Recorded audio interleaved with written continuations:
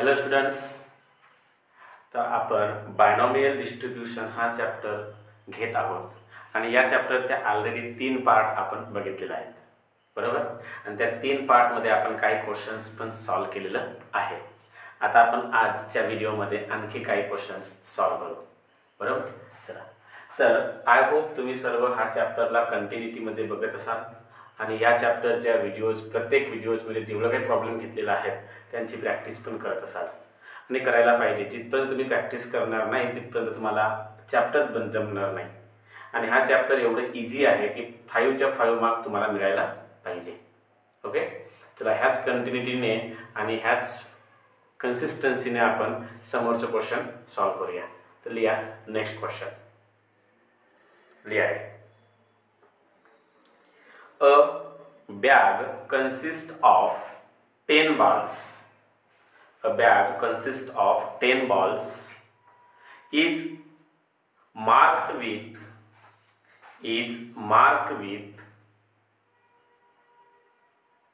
one of the digits. Marked with one of the digits 0 to 9. 0 to 9. Full stop. If four balls are drawn successively,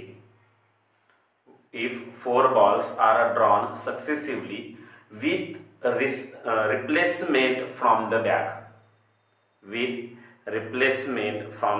bag, full stop, sorry, comma there, comma. What is the probability that none is marked with the digit 0? What is the probability that none is marked with the digit 0? Question mark. बघा, question मध्ये काय म्हटलं आहे तुम्हाला असं म्हटलं आहे की एक बॅग आहे आणि त्या बॅगमध्ये बॉल्स ठेवले आहेत आणि बॉल्स जे काय आहेत ते बॉल्स, किती बॉल्स म्हटलं आहे? 10 बॉल्स आपल्याला कन्सिडर करायचं आहे. बरं, एक बॅगच्या आतमध्ये 10 बॉल्स ठेवलेले आहेत आणि प्रत्येक बॉलवर मार्क केला, नंबर लिहिलेला आहे. पहिल्यावर 0, मग 1, 2, 3, 4, 5 असं कुठपर्यंत? 9 पर्यंत. 9 पर्यंत म्हणजे 10 बॉल्सवर 0 to 9 नंबर्स लिहिल्यात पूर्ण.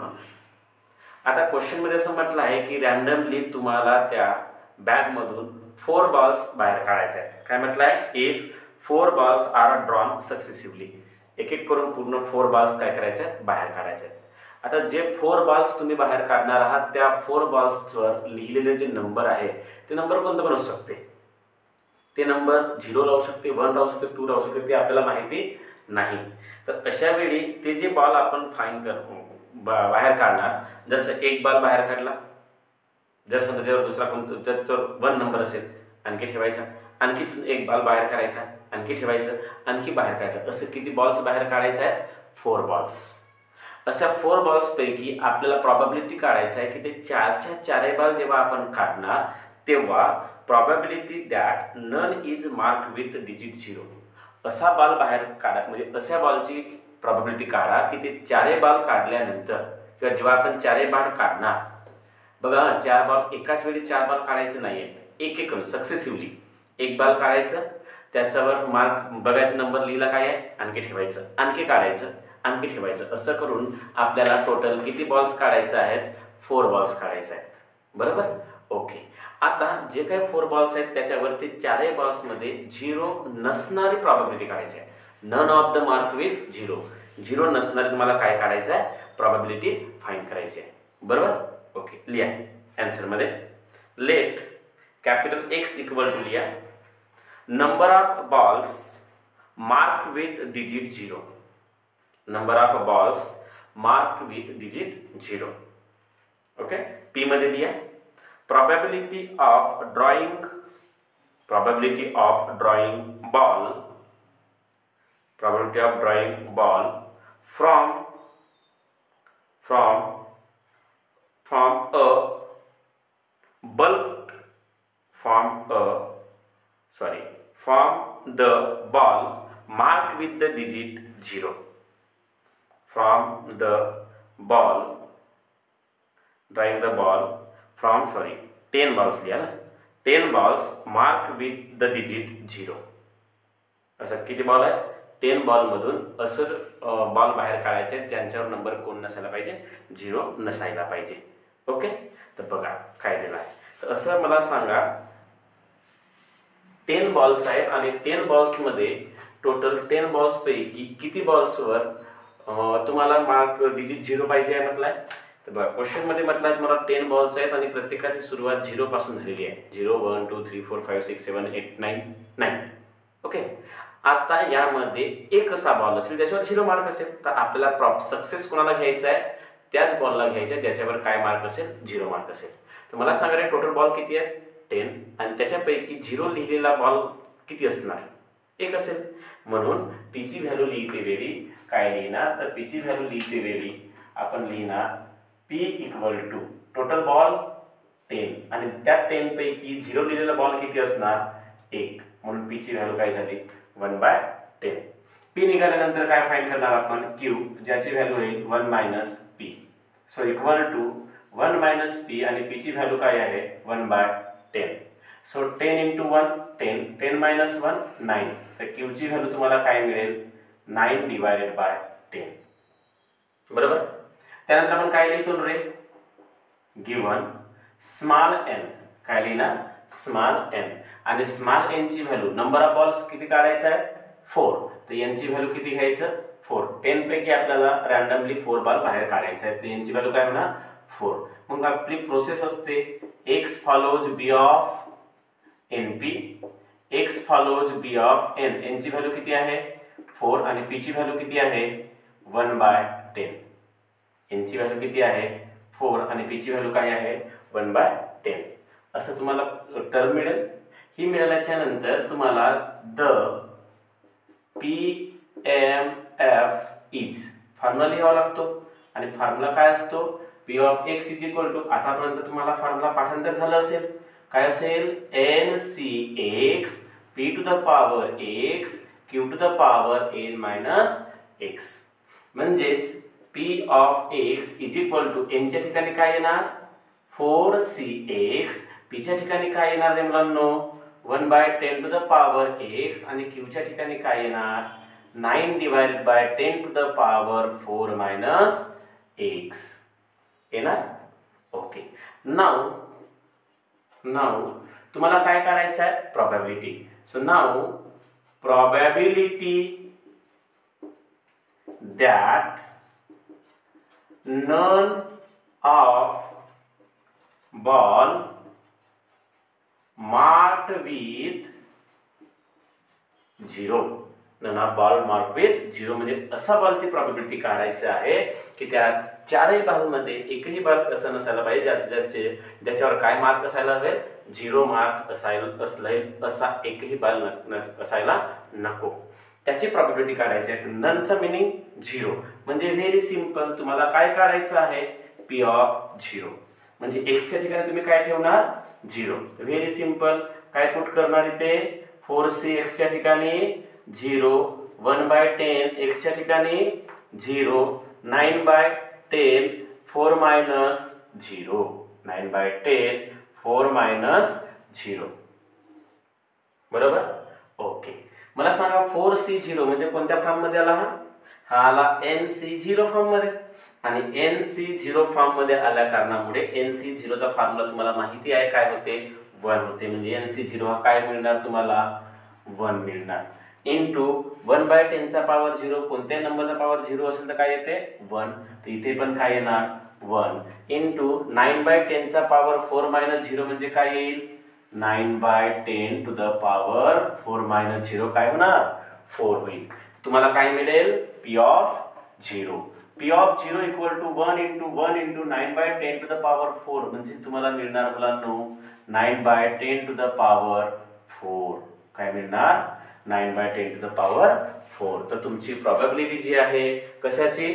None of a ball mark with 0. ज्या बॉलवर 0 नसलेल्या 0 लिहिलेलं नसलेल्या बॉलची प्रोबॅबिलिटी किती? तर किती? 9/10 टू द पॉवर 4. याला सिम्प्लिफाय नाही केलं तरी चालेल कारण की एवढी मोठी टर्म सिम्प्लिफाय केलं तर खूप मोठी व्हॅल्यू बनेल. म्हणून याला सिम्प्लिफाय करायचं नाही. ओके, बरं लिहून घ्या.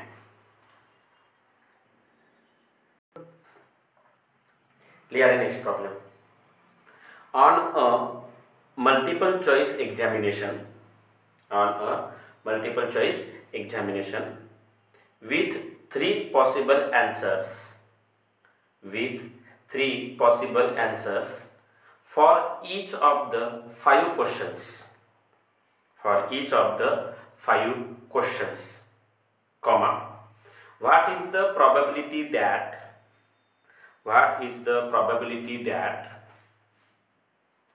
a candidate would get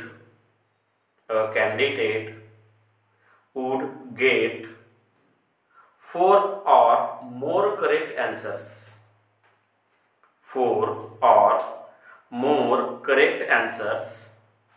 just by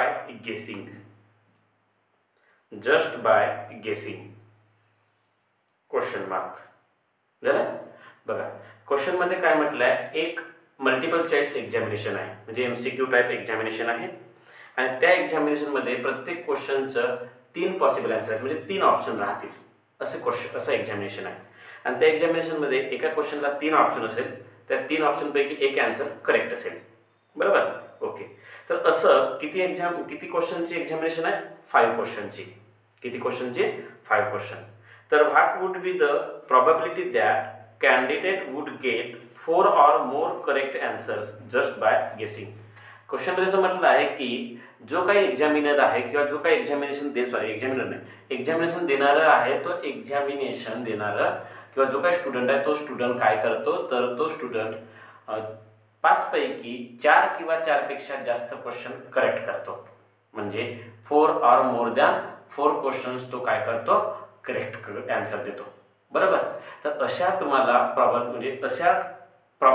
क्वेश्चनचा answer देणाऱ्या स्टुडंट तुम्हाला काय करायचं आहे, प्रोबॅबिलिटी किती पॉसिबिलिटी आहे की जो कोणी स्टुडंट आहे तो 4 किंवा 4 पेक्षा जास्त क्वेश्चनचं काय देईल, करेक्ट आन्सर देईल. ओके. बरं, लिहा आन्सर मध्ये. लिहा, let x equal to number of correct answers. काय लिहा, नंबर ऑफ करेक्ट आन्सर्स. त्यानंतर p लिहा. p मध्ये लिहा probability that candidate gets correct answers from 3 possible answers. तर क्वेश्चन मध्ये मला सांगा सक्सेस काय होत आहे. तर मला सांगा एका क्वेश्चन p ची व्हॅल्यू सांगत आहोत, लक्ष द्या. एका क्वेश्चन मध्ये टोटल 3 ऑप्शन आहेत आणि 3 पैकी एक ऑप्शन करेक्ट असेल, म्हणजे याचा अर्थ सक्सेस कोणाला म्हणायचा, 1 ला. किती पैकी? 3 पैकी. तर 1/3 तुम्हाला कोणाची व्हॅल्यू होईल, p ची व्हॅल्यू. त्यानंतर आपण काय काढणार ते q, आणि q ची फॉर्म्युला काय होईल तुम्हाला माहित आहे, 1 - p, म्हणजेच इक्वल टू 1 - p ची value 1/3. So therefore q equal to 3 × 1, 3 - 1 म्हणजेच 2/3. तर p ची व्हॅल्यू काय मिळेल तुम्हाला, 1/3, आणि q ची व्हॅल्यू काय मिळेल तुम्हाला, 2/3. सो देअरफॉर गिव्हन दॅट, काय लिहितो आपण, गिव्हन, आणि गिव्हन मध्ये आपण स्मॉल n ची व्हॅल्यू लिहिणार. आता मला सांगा टोटल क्वेश्चन किती आहे, 5 क्वेश्चन घ्यायचा आहे. तर टोटल नंबर ऑफ क्वेश्चन 5 असल्यामुळे n ची व्हॅल्यू 5. मग प्रोसेस नुसार x follows b of np. So therefore x follows b of n. n ची व्हॅल्यू किती आहे, 5, आणि p ची व्हॅल्यू 1/3. बरोबर आहे. तर p ची व्हॅल्यू 1/3 होती, n ची व्हॅल्यू 5 होती, तर x फॉलोज b ऑफ 5, 1/3 मिळालं. असं झाल्याच्या नंतर आपण काय लिहितो, तर द PMF इज, फॉर्म्युला लिहिणार. काय होईल, p of x is equal to NCx p to the power x q to the power n - x. जेव्हा मी हा फॉर्म्युला सांगतो तेव्हा व्हिडिओला स्टॉप करून एकदा पूर्ण फॉर्म्युला म्हणायचं मनातल्या मनात. ओके. बरं, p of x is equal to n, n ची व्हॅल्यू 5cx, p ची value 1/3 to the power x, and q ची value 2/3 to the power 5 - x मिळेल. बरं. सो नाव तुम्हाला फाइंड करायचं आहे प्रोबॅबिलिटी. लिहावं लागेल probability that probability that 4 or more correct answers. 4 or more correct answers. तुम्हाला प्रोबॅबिलिटी काढायची आहे की 4 किंवा 4 पेक्षा जास्त करेक्ट आन्सर्स राहण्याची. तर मला सांगा टोटल क्वेश्चन किती आहेत? 5. तर मला सांगा 4 किंवा 4 पेक्षा जास्त करेक्ट आन्सर राहण्याची पॉसिबिलिटी जर काढायची आहे म्हणजे याचा अर्थ तुम्हाला प्रोबॅबिलिटी काढायची आहे P ऑफ 4 आणि त्याच्यापेक्षा जास्त म्हणजे जास्त किती असणार? 5, कारण का टोटल क्वेश्चनच किती आहेत? 5 आहेत. बरोबर. म्हणून आपला फाइंड करायचा आहे P of x is greater than equal to 4 म्हणजे 4 किंवा 4 पेक्षा जास्त नंबरची प्रोबॅबिलिटी. त्यामुळे P ऑफ काय होईल तर P ऑफ तुम्हाला मिळेल 4 आणि 4 पेक्षा जास्त तर टोटल क्वेश्चन किती आहेत? 5 म्हणजे याचा अर्थ P ऑफ 4 किंवा प्लस P ऑफ 5 ही प्रोबॅबिलिटी तुम्हाला काय करायची आहे? फाइंड करायची आहे. म्हणजे P of x is greater than equal to 4 चा मीनिंग होते की 4 किंवा 4 पेक्षा जास्त क्वेश्चन करेक्ट असायला पाहिजे. तर P ऑफ 4 तर येणारच प्लस त्याच्यापेक्षा जास्त तर कुठपर्यंत? टोटल क्वेश्चनच किती आहेत? 5 आहेत. त्या कारणामुळे तुम्हाला कुठपर्यंत घ्यावं लागेल? 5 पर्यंत. म्हणून P ऑफ 4 प्लस काय येणार? P of 5. आता P ऑफ 4 काढायचं असेल तर x च्या ठिकाणी 4 पुट करावं लागेल. तर मला सांगा इथे काय येईल? 5c x च्या ठिकाणी 4. p ची व्हॅल्यू तर 1/3 आहे. x च्या ठिकाणी 4 नंतर काय आहे? 2 डिवायडेड बाय 3 5 मायनस 4 काय होणार? 5 मायनस 4. हा काय झाला? P ऑफ 4 प्लस प्लस आहे तर प्लस नंतर काय फाइंड करणार? P ऑफ 5 म्हणजे x च्या ठिकाणी काय पुट करणार? 5. तर इथे काय येईल? 5c5 मग इथे काय येणार? 1/3 टू द पॉवर 5 x च्या ठिकाणी आणि इथे काय येणार मुलांनो? 2/3 टू द पॉवर 5 मायनस 5 येणार. काय येणार? 5 मायनस 5. क्लिअर? ओके. आता मला सांगा रे 5 आणि 4 यांच्यामध्ये डिफरन्स कितीचा आहे? 1 चा. म्हणून आपण कोणता फॉर्म्युला यूज करणार? NCX आणि NCX काय होतो? NCN minus x. यानुसार हा काय बनणार? NC तिथे 5 येईल. C n मायनस x म्हणजे 5 मायनस 4. तिथे काय येणार? 5 मायनस 4 म्हणजे किती होणार? 1 येईल. देन 1/3 चा पॉवर काय आहे? 4. मला सांगा 1/3 चा पॉवर 4 जर करायचा असेल तर एक स्टेप लिहूनच घेतो. 1 चा पॉवर 4 म्हणजे 1 डिवाइड मध्ये 3 चा पॉवर किती होईल? 4. तर 3 टू द पॉवर किती येईल? 4. बरोबर. तर 3 टू द पॉवर 4 इंटू 2 चा पॉवर 5 मायनस 4 किती? 1. तर 2/3 चा पॉवर 1 होईल आणि 2/3 चा पॉवर 1 म्हणजे 2/3. तिथे काय येणार? 2 डिवायडेड बाय 3. बरोबर. ओके. देन प्लस तिथे काय येईल? प्लस 5c5 म्हणजे कोणत्या फॉर्म्युलामध्ये आला रे? NCN आणि NCN काय होते? 1. तर इथे काय होईल? 1 इंटू 1/3 चा पॉवर 5 म्हणजेच 1 चा पॉवर 5 म्हणजे 1. तिथे काय येणार? 1 डिवाइड मध्ये 3 चा पॉवर 5 तर इथे काय येईल? 3 टू द पॉवर 5 इंटू 2/3 चा पॉवर 5 मायनस 5 5 मायनस 5 म्हणजे 0. तर मला सांगा 2/3 चा पॉवर 0 तर कोणाचाही पॉवर 0 असेल ते आन्सर कधी काय होते? 1 होते. तर इथे काय येणार? 1. समजलं का मुलांनो? इथपर्यंत क्लिअर झालं? ओके. आता मला सांगा इथे जर लिहायचं असेल तर 5c1 चा मीनिंग NC1 या फॉर्म्युल्यासारखा आहे आणि NC1 म्हणजे काय होते? n होते. काय होते? n. म्हणून इथे काय येईल? 5c1 म्हणजेच 5 इंटू 1 इंटू 2 म्हणजे काय होणार रे? 2 divide by 3 to the power 4 आणि 3 आहे म्हणजे याचा अर्थ इथे काय येईल? 3 टू द पॉवर 5 येईल प्लस 1 इंटू 1 इंटू 1 म्हणजेच 1 डिवाइड मध्ये 3 टू द पॉवर 5 होईल. व्हायला पाहिजे? बरं. आता मला सांगा 5 इंटू 2 10 डिवाइड मध्ये 3 टू द पॉवर 5. तर कालच्या एका व्हिडिओमध्ये आपण बघितला होता 3 टू द पॉवर 5 किती होते? किती होते सांगा बरं? 3 टू द पॉवर 5 होते 243. किती होते? 243. बरोबर. कालच्या व्हिडिओमध्ये आपण एका लास्टच्या प्रॉब्लेम मध्ये बघितला होता. 3 1 चा 3 3 3 चा 9 9 3 चा 27 27 3 चा 81 आणि 81 3 चा 243. 3 म्हणजे 3 चा पॉवर 5 काय होणार 243 प्लस इथे काय आहे 1 डिवाइड मध्ये 3 टू द पॉवर 5 आताच लिहिलं किती होणार 243 सो इक्वल टू दोघांचाही डिनॉमिनेटर सेम असेल तर तो ॲज इट इज राहील 243 आणि जर डिनॉमिनेटर सेम असेल तर न्यूमरेटरचे काय होईल ॲडिशन तर 10 + 1 11 येईल काय येईल 11 मला सांगा यांना 11 ला जर का समजा 11 चा डिवाइड होते का बघूया 11 डिवाइड बाय 243 11 2 चा 22 रिमेनिंग टू 23 नाही होणार म्हणजे याचा अर्थ p of x is greater than equal to 4 हा मला काय मिळेल मला मिळेल 11 डिवाइडेड बाय 243 बरोबर कारण का 243 ला 11 चा डिवाइड होत नाही म्हणून p of x is greater than equal to 4 काय मिळेल 11 डिवाइड बाय 243 तर 4 किंवा 4 पेक्षा जास्त करेक्ट आन्सर असण्याची प्रोबॅबिलिटी काय आहे ती आहे 11 डिवाइड बाय 243 बरोबर ओके समजले इथपर्यंत क्लियर इथपर्यंत लिहून घ्या लिहा नेक्स्ट क्वेश्चन लिहा इन अ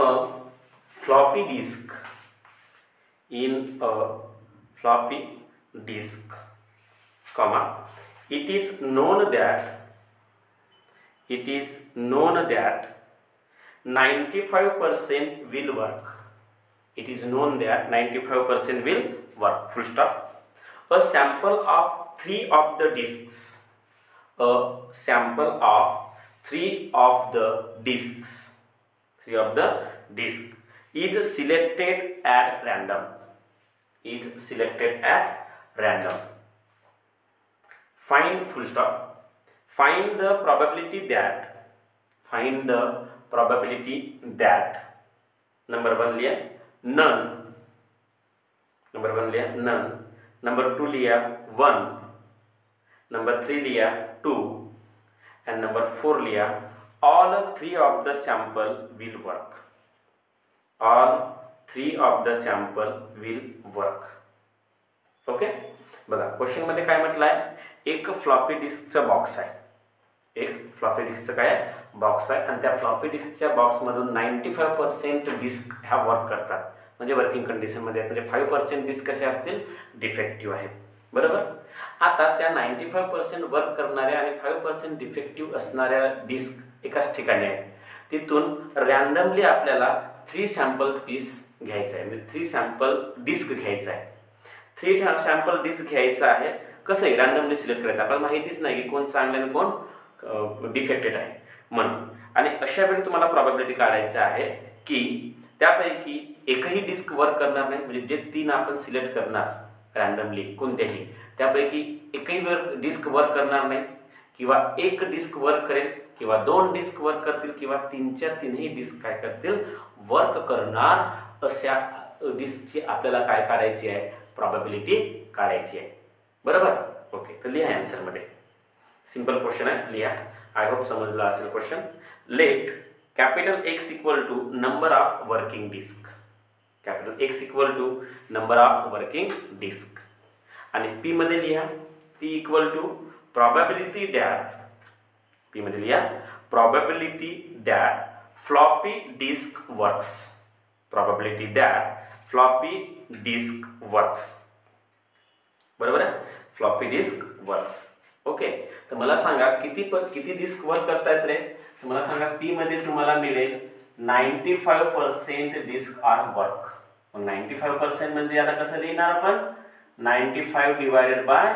100 बरं 95 आणि 100 दोघांनाही 5 चा डिवाइड होतो 19 चा 95 आणि 25 चा 100 म्हणजे ही झाली P ची व्हॅल्यू मग काय फाइंड करणार Q म्हणजे 1 - P तर 1 - P ना P ची व्हॅल्यू काय आहे 19 डिवाइडेड बाय 20 सो 20 into 1 20 20 - 19 काय मिळणार 1 डिवाइडेड बाय 20 तर मला सांगा Q ची व्हॅल्यू तुम्हाला काय मिळेल 1 divided by 20 so given small n equal to आपल्याला रॅन्डमली किती डिस्क उचलायचे सिलेक्ट करायचे आहेत आपल्याला 3 डिस्क सिलेक्ट करायचे आहेत तर 3 सो देअरफॉर प्रोसेस असते x follows b of np so x follows b of n ची व्हॅल्यू 3 आणि p ची व्हॅल्यू 19 डिवायडेड बाय 20 बरोबर. So therefore the PMF is काय फाईंड करणार PMF आणि PMF इज तुम्हाला काय मिळेल P of x is equal to NCx p to the power x q to the power n minus x. आता हा तुम्हाला पूर्ण फॉर्म्युला पाठ झालाच असेल. त्यानंतर P of x is equal to n, n ची व्हॅल्यू 3cx, p ची value 19 divide by 20 to the power x आणि q ची value 1 divide by 20 to the power 3 minus x. काय येणार 3 मायनस x बरोबर. ओके. सो नंबर 1 नाव number 1 तुम्हाला find करायचं आहे probability that none of disk work. एकही डिस्क वर्क करत नसेल अशाच तुम्हाला काय फाइंड करायचं आहे probability. ननचं मीनिंग काय होईल 0 म्हणजे तुम्हाला काय फाइंड करायचं आहे P ऑफ 0. x च्या ठिकाणी काय येणार आहे मुलांना 0. तर हा काय मिळेल तुम्हाला 3c0 19 डिवाइड बाय 20 चा पॉवर 0 1 डिवाइड बाय 20 चा पॉवर 3 मायनस 0. तर मला सांगा NC0 या फॉर्म मध्ये आहे आणि NC0 चा मीनिंग म्हणजे याचा अर्थ 3c0 काय होणार 1 19 डिवाइड बाय 20 चा पॉवर 0 म्हणजे काय होणार 1 आणि 3 मायनस 0 3. तर 1 चा पॉवर 3 तुम्हाला माहित आहे 1 आणि डिवाइड मध्ये 20 चा पॉवर काय होणार 3. तर 20 चा पॉवर काय मिळेल 3 मिळेल. काय मिळेल 3. So therefore P of 0 is equal to 1 into 1 into 1 1 divided by 20 चा पॉवर 3. काय मिळाला 20 चा पॉवर 3 बरोबर लिहायचं 20 टू द पॉवर काय मिळेल 3 मिळेल बरोबर. ओके. त्यानंतर तुम्हाला समोर काय दिला आहे तर P ऑफ 0 दिला आहे की नाही. हां P ऑफ 0 दिला आहे. त्यानंतर तुम्हाला नंबर 2 काय फाइंड करायचं विचारला आहे रे. So probability that one disk work. किती डिस्क वर्क करेल म्हटलंय 1 डिस्क. 1 डिस्क वर्क करेल म्हणजे त्याचा अर्थ तुम्हाला P ऑफ 1 काढायचं आहे. P ऑफ 1 काढायचं असेल तर x च्या ठिकाणी 1 येणार. तर हा काय होईल 3c1 इंटू किंवा 3c1 मला सांगा p च्या ठिकाणी काय आहे 19 डिवाइड बाय 20 90 डिवाइडेड बाय 20 चा पॉवर 1 आणि इथे काय येणार 1 डिवाइडेड बाय 20 चा पॉवर 3 मायनस 1. इथे काय येणार 3 मायनस 1. तर मला सांगा NC1 या फॉर्म मध्ये आहे आणि NC1 मध्ये असल्या कारणामुळे याचा आन्सर n होईल. n म्हणजेच कोण राहील 3. NC1 म्हणजे n म्हणजे 3c1 मध्ये काय होईल 3. 19 डिवाइड बाय 20 चा पॉवर 1 काय होणार 19 डिवाइडेड बाय 20 आणि इनटू 3 मायनस 1 किती रे 3 मायनस 1 2. तर 3 मायनस 1 2 असल्या कारणामुळे 1 चा पॉवर 2 किती होणार 1 आणि 20 चा पॉवर 2 काय होईल 20 to the power 2. So equal to P of 1 equal to काय मिळेल तुम्हाला 3 इंटू 19 इंटू 1 19 आणि डिवाइड मध्ये 20 इंटू 20 चा स्क्वेअर 20 चा क्यूब. तर तुम्हाला मिळेल P of 1 is equal to 19 divide by 3 into 19 divide by 20 चा क्यूब. जर या 3 ने 19 ला मल्टिप्लाय जरी केलं तरी चालेल. तो सुद्धा रॉंग नाही आहे आणि असंच ठेवलं तरी चालेल. समजलं. ओके. त्यानंतर नंबर 3 तुम्हाला फाइंड करायचं आहे probability that 2 disks वर्क. किती डिस्क वर्क करणार आता 2 डिस्क वर्क करणार आहे. तिसरी कंडिशन. तर मग मला सांगा 2 डिस्क वर्क करत असतील तर P ऑफ 2 होईल. 2 डिस्क वर्क करत असेल तर काय होईल काय होणार P ऑफ 2.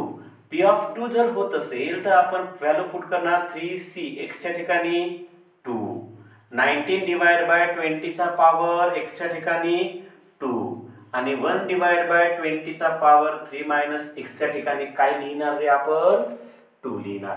तर मला सांगा 3c2 याला कसं लिहू शकतो मी 3 ला रिव्हर्स मध्ये 2 टाइम्स 3 into 2 होईल आणि डिवाइड मध्ये 1 into 2 येईल. हा तर तुम्हाला समजलं असेल आतापर्यंत आतापर्यंतच्या प्रॉब्लेम मध्ये हा तर बघितलंच आहे. तर 3 into 2 रिव्हर्स मध्ये 2 टाइम्स आणि 1 पासून 2 येईपर्यंत लिहायचं. तर 1 into 2 into 19 चा स्क्वेअर डिवाइड मध्ये 20 चा स्क्वेअर इंटू 3 मायनस 2 किती होणार 1. तर 1/20 चा पॉवर 1 म्हणजेच काय मिळेल तुम्हाला 1/20. सो देअरफॉर मला सांगा या मधामध्ये 2 आणि 2 काय होईल कॅन्सल होणार. तर 3 into 1 3 डिवाइड मध्ये 1 आहे. तर मला सांगा 3 डिवाइड बाय 1 3 आणि 3 into हा 1 जर केलं मी तिथे 3 मिळेल. तिथे काय राहणार रे 19 चा स्क्वेअर किंवा हा जर समजलं नाही तर 3 डिवाइड बाय 1 किती होणार 3. 19 चा स्क्वेअर into 1 काय मिळणार 19 चा स्क्वेअर बरोबर. आणि डिवाइड मध्ये 20 चा स्क्वेअर into 20 चा क्यूब. तर तुम्हाला p ऑफ काय मिळेल p ऑफ 2 मिळेल. काय मिळणार p ऑफ 2 किती मिळेल 3 into 19 स्क्वेअर डिवाइड बाय 20 चा क्यूब. नंबर 4 तुम्हाला आणखी फाइंड करायचं आहे. काय फाइंड करायचं आहे मुलांनो probability that all disks work. all disk works. आता ऑल म्हणजे किती तर तुम्हाला आपण म्हटलंय किती डिस्क आपण सिलेक्ट केलेला आहे रॅन्डमली 3 डिस्क. तर 3 च्या 3 डिस्क सुद्धा काय करणार वर्क करणार. म्हणजे इथे काय काढावं लागेल रे p ऑफ 3 आणि p ऑफ 3 इक्वल तुम्हाला मिळेल इथे पुट सॉरी या फॉर्म्युलामध्ये पुट करेन तर मला काय मिळणार 3c3 19 डिवाइडेड बाय 20 चा पॉवर 3 आणि 1 डिवाइड बाय 20 चा पॉवर 3 मायनस 3 मिळेल. तर मला सांगा NCN या फॉर्म मध्ये आहे आणि NCN काय होतोय तर NCN होतोय 1 into 19 चा पॉवर किती 3 डिवाइड मध्ये 20 चा पॉवर किती येणार आहे मुलांनो 3 into 1 डिवाइड बाय 20 चा पॉवर 3 मायनस 3 किती होणार 0 आणि 1/20 चा पॉवर 0 म्हणजे किती 1. कारण का कोणाचा पण पॉवर 0 असू द्या आन्सर काय होतो 1 म्हणून इथे काय येणार 1. So therefore p of 3 is equal to तुम्हाला मिळेल 1 into 19 चा क्यूब into 1 मीन्स 19 चा क्यूब ना डिवाइड मध्ये 20 चं काय येणार क्यूब येणार 20 चं काय येणार क्यूब. तर अशा टाइपने आपण सर्व जेवढ्या काही तुम्हाला विचारलेलं होतं त्या सर्व फ्लॉपी डिस्कची काय करणार प्रोबॅबिलिटी फाइंड केलं. काय फाइंड केलं आपण सर्वांची प्रोबॅबिलिटी फाइंड केलं. समजलं पूर्ण क्लिअर झालं बरं. तर हा जो काही कन्सेप्ट आहेत ह्या सर्व कन्सेप्ट आपण म्हणजे वेगवेगळ्या टाइपचा प्रॉब्लेम घेतलेला आहे. ठीक आहे. तर हा जो चॅप्टर आहे हा चॅप्टर 2 पार्ट मध्ये डिस्ट्रीब्यूट आहे. त्यापैकी फर्स्ट पार्ट जो जनरली तुम्हाला 3 मार्क्स साठी विचारतो त्या 3 मार्क्स मध्ये येणारे सर्वचे सर्व क्वेश्चन आपण इथे काय केलं कंप्लीट केलं.